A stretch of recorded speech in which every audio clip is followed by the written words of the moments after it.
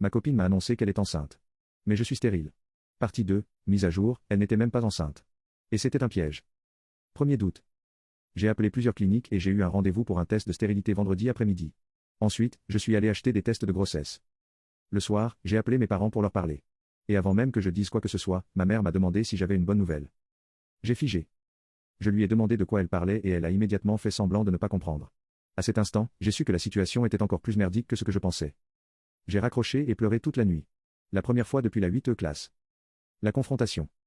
Le lendemain matin, elle est arrivée accompagnée de ses parents, même si je lui avais dit de venir seule. Ils étaient persuadés qu'on allait discuter des fiançailles. J'ai exigé qu'ils attendent à l'extérieur et j'ai fait entrer seulement elle, ce qui les a mis hors d'eux.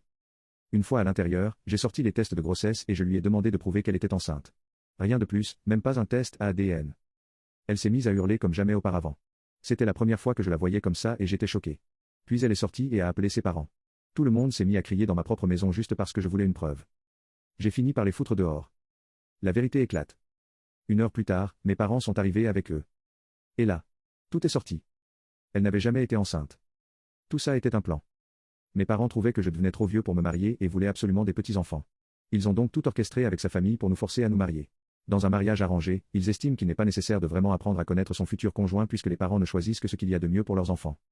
Ils attendaient juste qu'on ait des rapports sexuels pour finaliser leur piège. J'ai fondu en larmes encore une fois. Toute ma vie, j'avais fait ce qu'ils voulaient, toujours eu de bonnes notes, jamais demandé quoi que ce soit. Et voilà comment ils me remercient. En pleurant, je leur ai ordonné de partir et de ne plus jamais me parler. Ils ont essayé de me dire que les parents savent toujours ce qui est le mieux pour leurs enfants et que je devrais leur obéir. À ce moment-là, je me suis mis dans une rage indescriptible et je leur ai hurlé d'aller se faire foutre. Et c'était violent. Pour la première fois de leur vie, ils ont compris que j'étais sérieux. Ils sont partis. J'ai bloqué tout le monde et envoyé un dernier message. Doigt pointé à droite, ne me contactez plus jamais, même si l'un de vous est en train de mourir.